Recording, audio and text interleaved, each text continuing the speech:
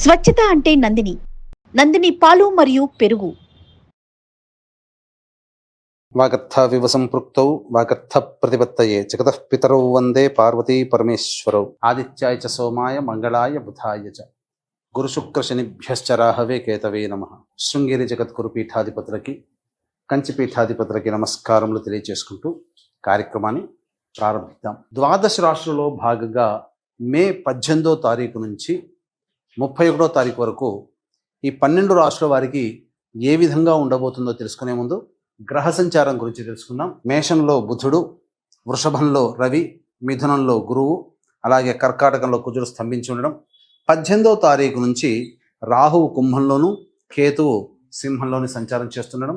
మీనరాశిలో శని శుక్రుల యొక్క సంచార ప్రభావం వెరసి చూసినట్లయితే వీక్షించేటువంటి ప్రేక్షకులకి ఒక అద్భుతమైనటువంటి యోగము ఈ మే 18, 19, 20వ తారీఖులో నుంచి చూసుకుంటే రాహుకేతులు అనగా రాహుకేతుల మధ్య మొత్తము సప్తగ్రహాలు బంధింపబడి ఉండడం, కాలసర్పదోష ప్రభావము మే 18వ తారీఖు నుంచి ప్రభావం ప్రారంభమైంది. ఇక ఈ 18వ తారీఖు నుంచే గ్రహమాలికా యోగము 18, 19, 20వ తారీఖులో చూసుకుంటే గ్రహాలన్నీ వరుసగా ఒక రాశిలో ఒక మాలగా ఉండిపోయింది. 18వ తారీఖు నుంచి 20వ తారీఖు వరకు మొత్తం గ్రహాలన్నీ ఒక్కొక్క రాశిలో ఉన్నాయి. అనగా సప్తగ్రహాలు మొత్తము 1, 2, 3, 4, 5, 6, 7, 8 రాశుల్లో మొత్తము నవగ్రహాలు 8 రాశుల్లో స్థిరపడి సంచార ప్రభావం అనేటువంటిది ఉంది. కాబట్టి గమనించగలరు. మే 18వ తారీఖు నుంచి 31వ తారీఖు వరకు కన్యా రాశిలో జన్మించినటువంటి వారికి ఏ విధంగా ఉండబోతుందో తెలియజేసే ప్రయత్నం చేద్దాం. ఈ కన్యా రాశిలో జన్మించినటువంటి వారికి రాహు ప్రభావము, అలాగే గురు ప్రభావము, కుజుడు సంపూర్ణంగా యోగిస్తున్నారు. ఈ కారణం చేత తలపెట్టినటువంటి కార్యంలో విజయం మీ సొంతమవుతుంది అని చెప్పవచ్చు. అయితే ముఖ్యంగా బుధగ్రహ ప్రభావం వలన మీరు డబ్బులు ఎవరికి అప్పుగా ఇవ్వకపోవడమే చాలా మేలు అనేటువంటి విషయాన్ని మీరు గమనించుకోవాలి.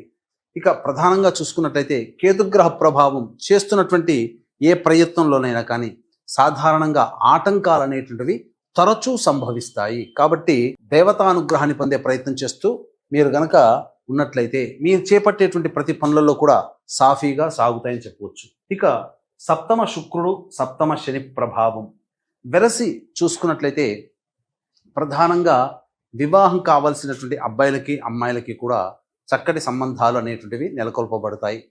ముఖ్యంగా ప్రతి పనులలో శని గ్రహ ప్రభావం వలన ప్రతి పనులలో ఆటంకాలు అనేటువంటివి ఎదురవుతాయి. తండ్రితో కానీ, తండ్రితో సమానమైనటువంటి వారితో కానీ ఇబ్బందికర పరిస్థితులు అనేటువంటివి ఎదురవుతాయి. కాబట్టి వాళ్ళతో వాగ్వివాదాలు చేయకపోవడమే చాలా మేలు అనేటువంటి విషయాన్ని గమనించుకోవాలి. ముఖ్యంగా రవిగ్రహ ప్రభావం వలన ఒకటి ఆరోగ్యపరమైనటువంటి జాగ్రత్తలు చాలా తీసుకోవాలి. అనారోగ్యం చేసే అవకాశాలు ఉంటాయి. ముఖ్యంగా ఉద్యోగస్తులైతే అధికారులతో కొంత వాగ్వివాదాలు జరుగుతాయి. కాబట్టి లౌక్యంతో వ్యవహరించండి.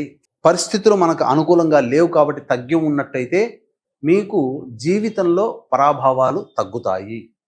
ఇక వృత్తి ఉద్యోగ వ్యాపారాల్లో ఉన్నటువంటి వాళ్ళకి ప్రధానంగా ప్రభుత్వపరమైనటువంటి దండనలు అనగా ప్రభుత్వపరంగా ఇబ్బందికర పరిస్థితులు ఎదురయ్యే అవకాశాలు ఉన్నాయి. కాబట్టి జాగ్రత్తలు పాటించండి.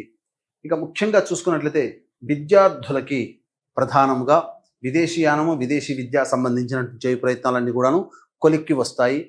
అనుకున్నటువంటి కళాశాలలో మీకు సీట్ సంపాదించుకునే అవకాశాలు గోచరమవుతాయి. ముఖ్యంగా ప్రధానంగా ఏదైనా కానీ మిశ్రమమైనటువంటి ఫలితాలు ఈ యొక్క కన్యా రాశిలో జన్మించినటువంటి వారు పొందుతారని చెప్పవచ్చు. ఇక ఈ 18వ తారీఖు నుంచి 31వ తారీఖు వరకు ఏ విధంగా ఉండబోతుంది అనేటువంటి తెలుసుకునే ముందు వీక్షించేటువంటి ప్రేక్షకులకి గమనిక.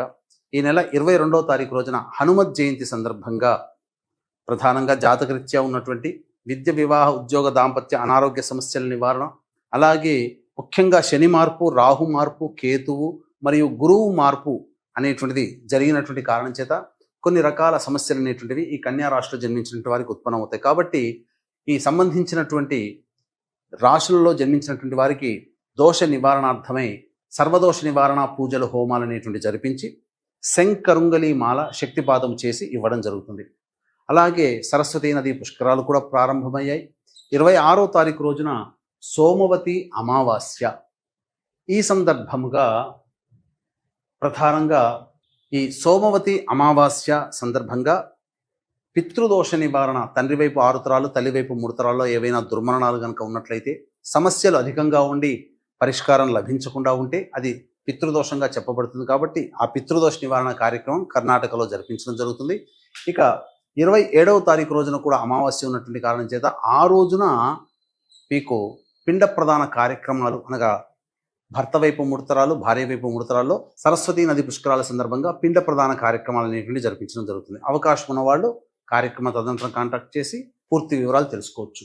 ఇక 18, 19, 20వ తారీఖుల్లో మీ ఆరోగ్యం పట్ల శ్రద్ధ వహించాల్సినటువంటి పరిస్థితి. ముఖ్యంగా అనారోగ్య సూచనలు చేస్తాయి కాబట్టి జాగ్రత్తలు పాటించండి. శ్వాస సంబంధముగా ఇబ్బందులు ఎదుర్కొంటారు. వాహనం నడిపేటప్పుడు జాగ్రత్తలు పాటించాలి. 21, 22, 23, 24 ఈ తేదీలలో మీరు అనుకున్నటువంటి విధంగా కార్యక్రమాలని దిగ్విజయంగా పూర్తి చేసుకుంటారు. నిరుద్యోగస్తులకి ఉద్యోగం లభించే అవకాశాలు గోచరమవుతున్నాయి. అలాగే ఖర్చులకు మించినటువంటి ఆదాయం లభించడం ద్వారా సంతోషంగా ఉంటారని చెప్పవచ్చు. 25, 26వ తారీఖుల్లో ఇచ్చినటువంటి సొమ్మును వసూలు చేసుకోలేకపోవడము, లేదా ఏదైనా పెట్టుబడులు పెట్టడం ద్వారా నష్టపోవడము అనేటువంటిది సూచిస్తుంది. ముఖ్యంగా ధనపరమైన నష్టము సూచించబడుతుంది. అలాగే శిరో సంబంధమైనటువంటి ఇబ్బందికర పరిస్థితులు ఎదురవుతాయి. తల తిరగడం లాంటివి ఎక్కువగా ఉంటాయి. ఆ 2 రోజుల పాటు మానసికమైనటువంటి ప్రశాంతత లోపిస్తుంది. ఖర్చులు కూడా అధికంగా ఉంటాయి కాబట్టి జాగ్రత్తలు పాటించాలి. ఇక 27, 28వ తారీఖులో కనుక చూసుకుంటే సంతాన మూలకంగా సమస్యలు, ఖర్చులు పెరుగుతాయి. ఉద్యోగపరముగా ఇబ్బందులు అనేటువంటి ఎదుర్కోక తప్పదు. తండ్రితో విభేదాలు ఎదుర్కొనే అవకాశాలు గోచరమవుతున్నాయి. 29, 30, 31 ఈ 3 రోజుల్లో అనుకున్నటువంటి విధంగా కంటే కూడా వృత్తి ఉద్యోగ వ్యాపారాల్లో ఉన్నటువంటి వాళ్ళు సమస్త విధముగా ఆనందంగా గడుపుతారు. అన్ని రకాలుగా సంతోషకరమైనటువంటి జీవితాన్ని పొందుతారు. ఖర్చుకు మించిన ఆదాయాన్ని లభించడం ద్వారా సంతోషంగా జీవిస్తారని చెప్పవచ్చు. ఇక ఈ కన్యా రాశిలో జన్మించినటువంటి మహిళలకి ప్రధానంగా ఆకస్మికముగా గౌరవ మర్యాదలు పెరుగుతాయి. కింది స్థాయిలో ఉన్నటువంటి వాళ్ళు మిమ్మల్ని సాదరంగా ప్రేమగా చూసుకోగలుగుతారు. కోల్పోయినటువంటి గౌరవం ఎక్కడ కోల్పోతారో అక్కడ తిరిగి గౌరవాన్ని పొందేటువంటి అవకాశాలు గోచరమవుతున్నాయి. ముఖ్యంగా సంతానముతో సమస్యలు అనేటువంటివి తీరుతాయి. ప్రేమ ఆప్యాయతలు కుటుంబ సభ్యుల ద్వారా మీరు మళ్ళీ తిరిగి పొందుతారని చెప్పవచ్చు. అయితే ధనపరమైనటువంటి విషయాల్లో జాగ్రత్తలు పాటించాలి. పెట్టుబడులు కానీ అప్పులు ఇచ్చేటప్పుడు జాగ్రత్తలు పాటించాలి. ఇక సంతానం కోసం ఎదురు చూసేటువంటి మహిళలకి సత్సంతాన ప్రాప్తి గోచరమయ్యే అవకాశం ఉంటుంది. వివాహం కావాల్సిన అమ్మాయిలకి కూడా వివాహ సంబంధాలు ఉంటాయని చెప్పవచ్చు. తర్వాత ఆనందకరమైనటువంటి జీవితాన్ని ఈ కన్యా రాశిలో జన్మించినటువంటి వాళ్ళు పొందుతారు. ఇక ఈ కన్యా రాశిలో జన్మించినటువంటి వాళ్ళు సమస్యల పరిష్కారం కోసం ప్రతిరోజు సూర్యుడికి నమస్కారం, సూర్యాష్టకం 6 సార్లు పారాయణం చేయాలి.